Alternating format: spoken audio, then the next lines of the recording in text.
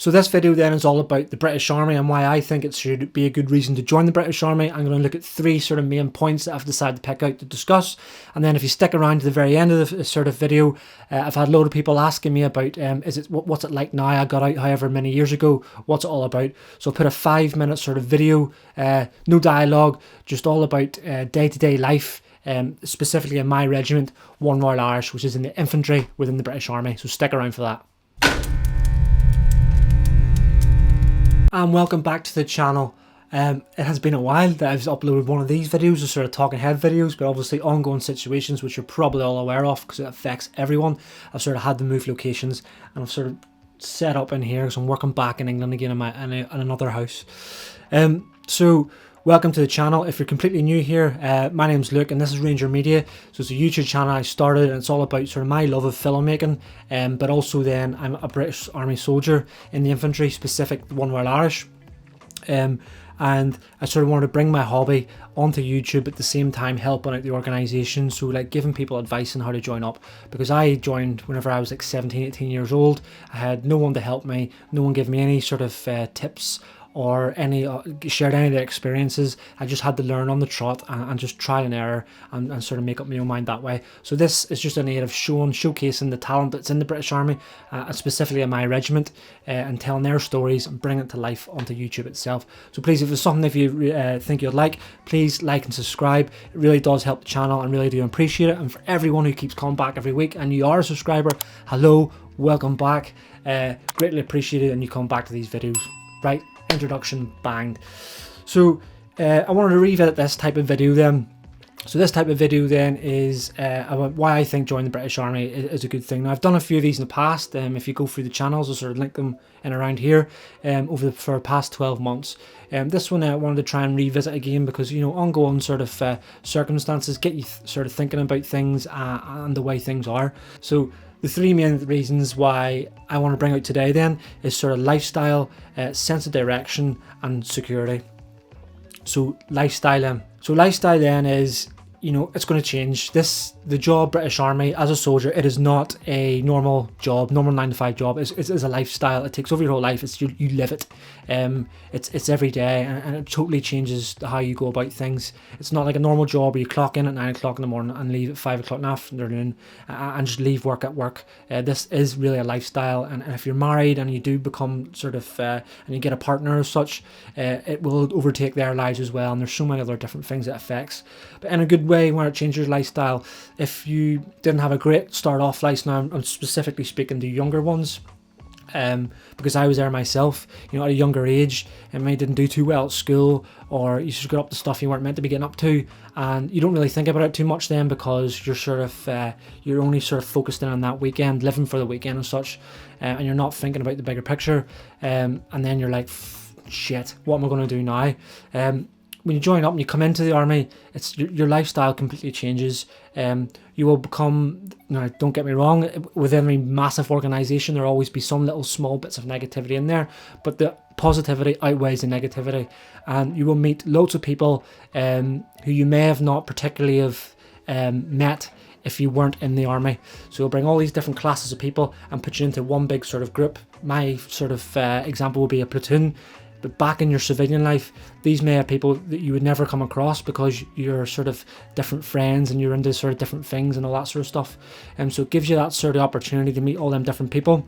And that lifestyle then that evolves around that is you're meeting these newer people who are, you know, a different mindset and maybe want to see you doing better and want to help you out, and then you help them out in return. And it's just a really positive, good atmosphere. And then these people that you start to meet, some of them, yes, they may just be colleagues and they're there for the job, but some of them you will evolve these really strong relationships and you will have friends for life. And it's 100%, and you'll get that. And that's not just a cliche that you hear everyone talking about in the military, oh, you have friends for life. It actually does happen. So that's the first one.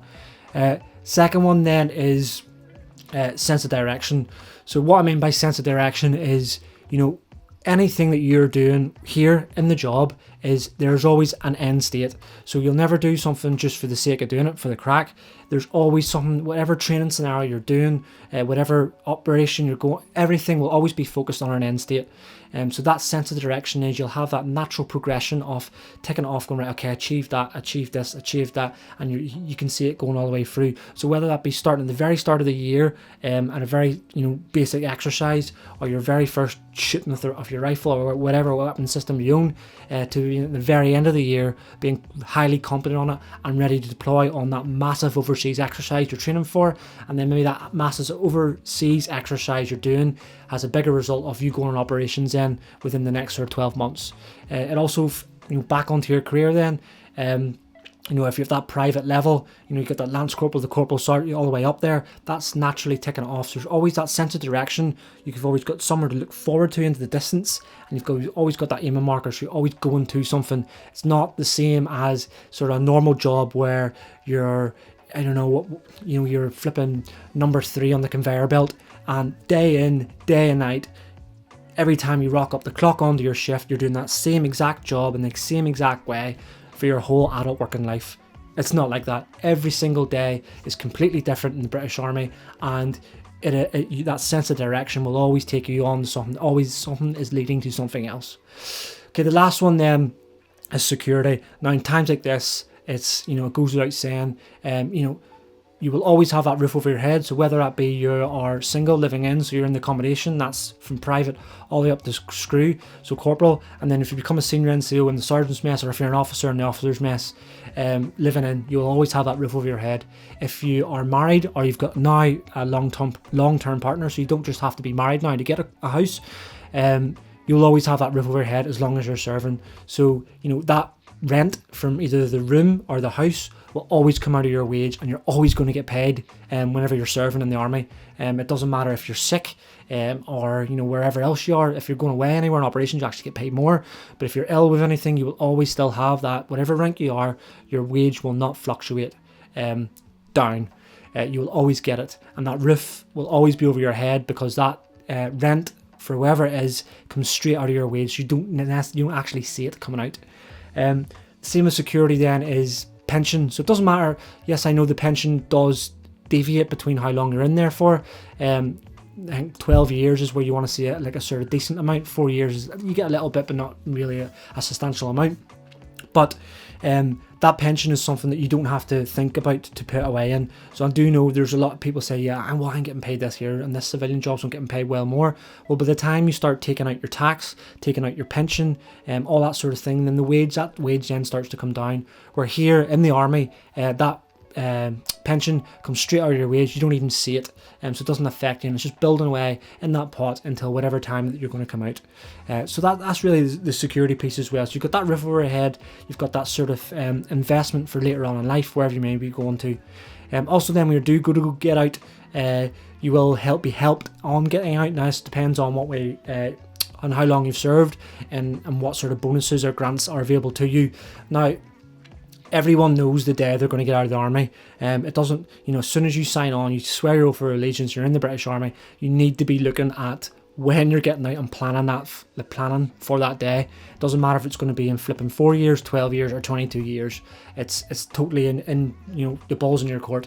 There's no point. You get loads of people getting out within a certain amount of time, and then they're saying, yeah, the army's resettlement is rubbish, they don't look after you, it doesn't give you anything. You've had however long throughout this time to plan that. So this gives you the security to do that. If you're really into academic sort of stuff and studying, some people are, some people definitely aren't, you've got that security to do that sort of thing, and the extra grants and stuff. Whether it be other sort of courses, you get loads of different little small grants. There's one, I think it's learning credits, so it's around £150 annually, so every tax year, for you to do small courses, and then you can claim that back. So that's off the top of the army's packet as well. Other things then is enhanced learning credits. So they will, I can't remember the time you have to serve. You have to serve a certain amount of years. I want to say it's 4-ish years, but then it depends on. Then that lets you know what you're entitled to. Then, so that is lump sums. So it's a lump sum of £2,000, and you can get up to 3 of them, so £6,000 all in. Now if you're going to get a course and that course is £900, you can only use that one lump sum of £2,000. You don't get change back or nothing. But a load of these sort of civilian employers, so if you speak to them and explain the situation, they can bolt on loads of courses to bring it up as close to that £2,000 as possible. So then you don't lose out on money. But that's up to you to speak to that employer. Now, I've personally done this. I done an online distance learning personal training course. It took me about a year and a half, and I got a level 3 diploma in personal training. I haven't done anything with it, but it's just a qualification I've got. So if I really, really wanted to jump out and start doing personal training, I've got the qualification to do it. And it's just something I've done in white space and training programs. Spare time I had, used a grant, studied that, got the qualification. So yes, security. So just that was just really 3 quick points I wanted to do before I sort of show you this sort of bit of a video I've done. So on to the video itself now. So it got people speaking to me, reference, so it's either people wanting to join, so they're like asking like, what's it like? And then people who did join and got out, and then times like this are happening now, and sort of got got in contact with me again, asking what's it like now, because they know exactly what it's like, but they want to know what's it like now, because things change, things evolve over time. So writing loads of messages, loads of different people, and then I thought, okay, let's get a video together to sort of like tell that story. So the whole hobby side of things, tell that story of what it's like to be in.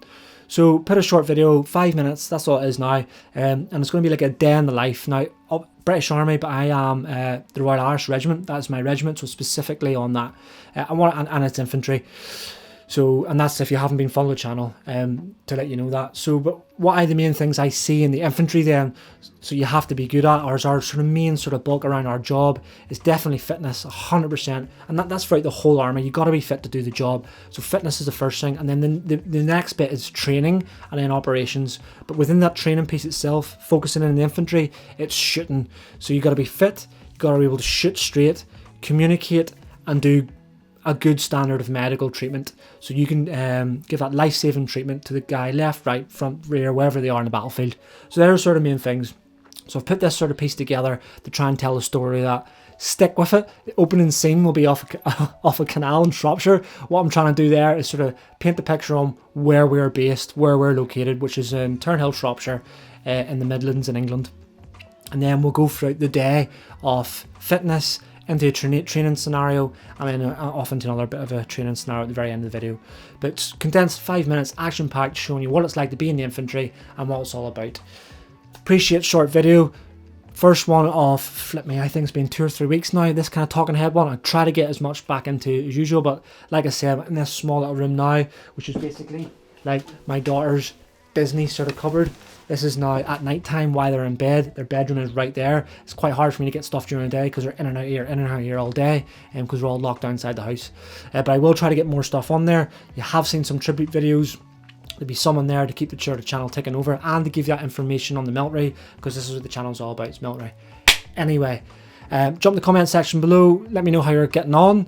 If you've got any questions about anything, or you want to see stuff in the future, or just questions about the army, or sort of filming, anything to do with anything, let me know. And also give us a shout on what you think on this video, the day in the life of an Irish Ranger. Please like and subscribe, and I'll see you again in a future video.